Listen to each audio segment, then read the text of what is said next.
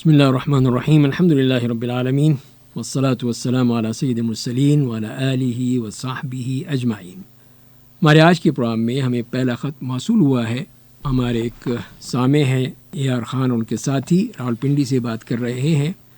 سورہ فاتحہ کے بارے میں پوچھ رہے ہیں کہ نماز میں اسے پڑھنا چاہیے یا نہیں پڑھنا چاہیے۔ اس میں ہمیں جو روایت ملتی ہے اس میں یہی کہا گیا ہے کہ جس میں سورہ فاتحہ نہ پڑھی جائے تو وہ نماز نہیں ہوتی ہے۔ تو علماء کا مختلف اس میں جو طرز عمل ہے وہ موجود ہے اور ہر کے پاس ان کے دلائل ہیں۔ اس کے مطابق جو ہے بعض نے یہ کہا کہ جو جہری نماز ہے اس میں نہ پڑھی جائے، جو غیر جہری نماز ہے سری ہے اس میں پڑھ لی جائے، اور بعض نے کہا کہ اس کو چاہے جہری ہو یا سری ہو دونوں میں نہ پڑھا جائے، اور تیسری شکل ہے کہ دونوں ہی صورتوں میں اس کو پڑھا جائے۔ تو بہرحال ان کی دلائل موجود ہیں جو اس پہ کرتے ہیں۔ تو جو جس دلیل کے مطابق عمل کرتا ہے وہ اس کا معاملہ ہے، اللہ تعالیٰ اس کے مطابق ہی اس کا معاملہ کریں گے، لیکن اس کی وجہ سے کسی قسم کا غلط پروپیگنڈا کرنا، لڑائی جھگڑا کرنا، اختلاف کرنا، کسی کے لیے برا بھلا کہنا، یہ چیزیں جو ہیں یہ جائز نہیں ہیں، ہمیں اس سے بچنا چاہیے۔ دوسرا خط ملا ہے محمد ابراہیم صاحب کا مظفر آباد سے۔ وہ یہ کہتے ہیں کہ مجھے اکثر گیس کی شکایت رہتی ہے اور وضو کے ساتھ نماز مکمل کرنا مشکل ہو جاتا ہے، تو اس کے بارے میں مجھے کیا کرنا چاہیے؟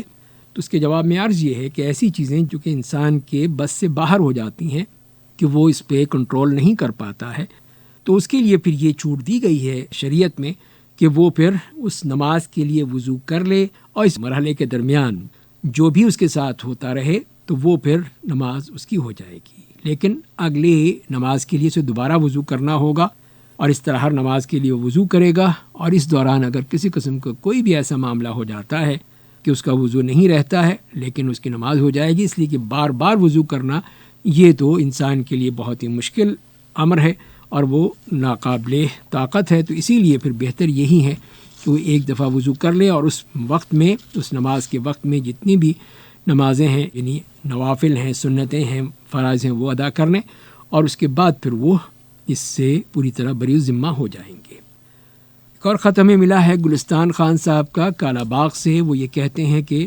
جادو سے محفوظ کرنے کے لیے ہمیں کیا کرنا چاہیے؟ تو اس کے لیے اللہ تعالیٰ کی کتاب سب سے بڑا ہمارے پاس ہتھیار ہے۔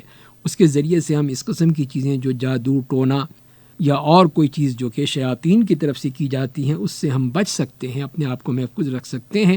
تو اس کے لیے سب سے اہم چیز ہے کہ وہ جو دعائیں بتائی گئی ہیں، اذکار بتائے گئے ہیں صبح و شام کے ہمیں احادیث میں، ان کو ہم پڑھیں، صبح کو بھی پڑھیں، شام کو بھی پڑھیں، اور نبی کریم صلی اللہ علیہ وسلم کا جیسے طریقہ تھا کہ رات کو سونے سے پہلے آپ تینوں قل پڑھ کے اپنے ہاتھوں پہ پھونک کے اپنے جسم پر پھیر لیتے تھے۔ اسی طرح آیت الکرسی ہے، اسی طرح سورہ بقرہ کی آخری آیات ہیں۔ تو یہ تمام وہ چیزیں ہیں کہ جس سے پڑھ کر ہم اس طرح کی جتنی بھی شیاطین ہیں یا جادو وغیرہ کا مسئلہ ہے اس سے اپنے آپ کو بچا سکتے ہیں۔ تو لہذا پھر یہی کوشش کرنی چاہیے کہ ہم اس طرح اپنے آپ کو محفوظ رکھیں۔ تو باقاعدگی سے ان کا پڑھنا صبح اور شام میں، اور اسی طرح ہر نماز کے بعد بھی ان کو پڑھتے رہیں، تو یقیناً آپ اس قسم کی جتنی بھی شیطانی حرکتیں ہیں ان سے محفوظ رہیں گے۔ دوسرا خط ہمیں ملا ہے چکلالہ سے عبد الرحمن صاحب کا۔ وہ یہ کہتے ہیں کہ بعض لوگ کہتے ہیں کہ میں اپنی تقدیر خود بناتا ہوں، یا یہ لوگ کہہ دیتے ہیں کہ ہم ان کی تقدیر بدل دیں گے۔ تو اس کے جواب میں عرض یہ ہے کہ تقدیر پر ایمان کے ارکان میں سے ایک رکن ہے۔ اس کی دلیل یہ ہے کہ رسول اللہ صلی اللہ علیہ وسلم نے سیدنا جبریل علیہ السلام کے ایمان کے متعلق سوال کے جواب میں فرمایا تھا کہ تم اللہ تعالیٰ پر، اس کے فرشتوں، کتابوں، رسولوں اور آخرت کے دن پر ایمان لاؤ، اور اچھی بری تقدیر پر ایمان لاؤ۔ تو تقدیر کا مطلب ہر چیز کے بارے میں اللہ تعالیٰ کا درست تخمینہ جو اللہ تعالیٰ نے پہلے سے لگایا ہوا ہے۔ اللہ تعالیٰ کو علم ہے کہ فلاں کام فلاں وقت میں رونما ہوگا، اور اس کی کیفیت بھی اللہ تعالیٰ ہی کو معلوم ہے۔ پھر اس کے بعد اللہ تعالیٰ کا ان امور کا احاطہ تحریر میں لانا، پھر اسے رونما ہونے کا اذن دینا، پھر اسی چیز سے اس انداز سے رونما ہونا، اس انداز سے اس کے لیے رونما ہونا مقدر میں لکھا ہے، تو وہ سب اسی طرح ہوگا۔ چنانچہ تقدیر پر ایمان لانے کی بنیاد 4 چیزوں پر ایمان لانے پر قائم ہے۔ علم، یعنی اللہ تعالیٰ پہلے سے جانتا ہے کہ اس کی مخلوق کیا کرے گی۔ دوسری بات کتابت، یعنی اللہ تعالیٰ نے تمام مخلوقات کی تقدیر لوح محفوظ میں لکھ دی ہے۔ تیسری مشیت، یعنی جس کا اذن اللہ تعالیٰ کی طرف سے دیا جاتا ہے، جس چیز کی اجازت نہ دے وہ نہیں ہوتی وہی ہے جس کا حکم اللہ کی طرف سے موجود ہے، اس کی مشیت ہے۔ اور چوتھی چیز ہے کہ خلق اور تکوین، یعنی اللہ تعالیٰ ہر چیز کو پیدا کرنے والا ہے، بندوں کے افعال میں بھی اسی میں شامل ہیں، بندے اپنے افعال کے حقیقی عامل ہیں، اللہ تعالیٰ بندوں کا بھی خالق ہے، ان کے افعال کا بھی خالق ہے۔ تو جو شخص ان چار امور پر ایمان رکھتا ہے اسی کا تقدیر پر ایمان ہے۔ قرآن کریم میں چاروں امور متعدد آیات میں بیان کیے گئے ہیں، جیسے علم کے بارے میں فرمایا گیا اِنَّا كُلَّ شَيْءٍ خَلَقْنَاهُ بِقَدَرٍ، یقیناً ہم نے ہر چیز درست تخمینے کے ساتھ پیدا کی ہے۔ کتابت کے بارے میں فرمایا وَعِندَهُ مَفَاتِحُ الْغَيْبِ لَا يَعْلَمُهَا إِلَّا هُوَ وَيَعْلَمُ مَا فِي الْبَرِّ وَالْبَحْرِ وَمَا تَسْقُطُ مِنْ وَرَقَةٍ إِلَّا يَعْلَمُهَا وَلَا حَبَّةٍ فِي ظُلُمَاتِ الْأَرْضِ وَلَا رَطْبٍ وَلَا يَابِسٍ إِلَّا فِي كِتَابٍ مُبِينٍ، اور اسی کے پاس غیب کی کنجیاں ہیں جنہیں اس کے علاوہ کوئی نہیں جانتا۔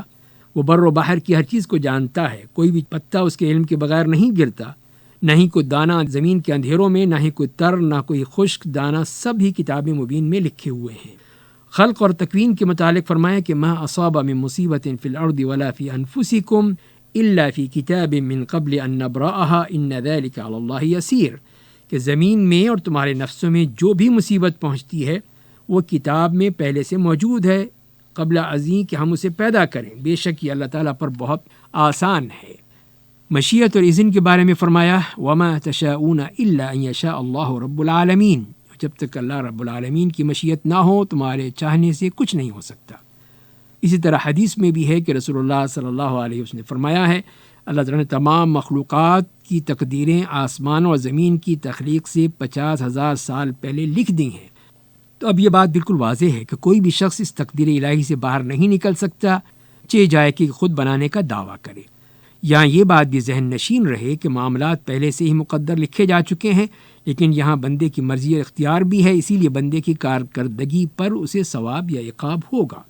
البتہ بندے کی مرضی اللہ تعالیٰ کی مرضی کے تابع رہتی ہے، اس کے تحت ہے، اسی لیے کائنات میں اللہ کے ارادے کے بغیر کوئی چیز رونما نہیں ہو سکتی۔ یہی ارشاد باری تعالیٰ ہے وما تشاءون الا ان یشاء اللہ رب العالمین، اور جب تک اللہ تعالیٰ رب العالمین کی مشیت نہ ہو تمہارے چاہنے سے کچھ نہیں ہو سکتا۔ تو یہاں اللہ تعالیٰ نے بندے کے لیے مرضی اور چاہت کو ذکر کیا ہے، لیکن اسے اللہ تعالیٰ کی مرضی اور مشیت کے تابع قرار دیا ہے۔ اس بنا پر اگر کوئی شخص یہ کہتا ہے کہ میں اپنی تقدیر خود بناتا ہوں یا میں کسی کی بنا سکتا ہوں، تو اس کا مطلب یہ ہے کہ وہ اللہ تعالیٰ کی تقدیر کے تابع نہیں ہے، یا وہ تقدیر بدل سکتا ہے یا تقدیر سے باہر بھی جا سکتا ہے، یا اس کا مطلب یہ ہے کہ وہ تقدیر پر ایمان نہیں رکھتا۔ تو ان تمام صورتوں میں وہ شخص غلط اور واضح گمراہی میں ہے، کیونکہ اس کی یہ بات ایمان کے اس عظیم رکن پر یقین رکھنے سے بالکل متصادم ہے۔ تو لہذا ہمیں خیال رہنا چاہیے اور ایسی بات زبان پر نہیں لانی چاہیے جو صرف اور صرف اللہ کا عمل ہے۔ اللہ تعالی ہمیں سمجھنے اور عمل کرنے کی توفیق عطا فرمائے۔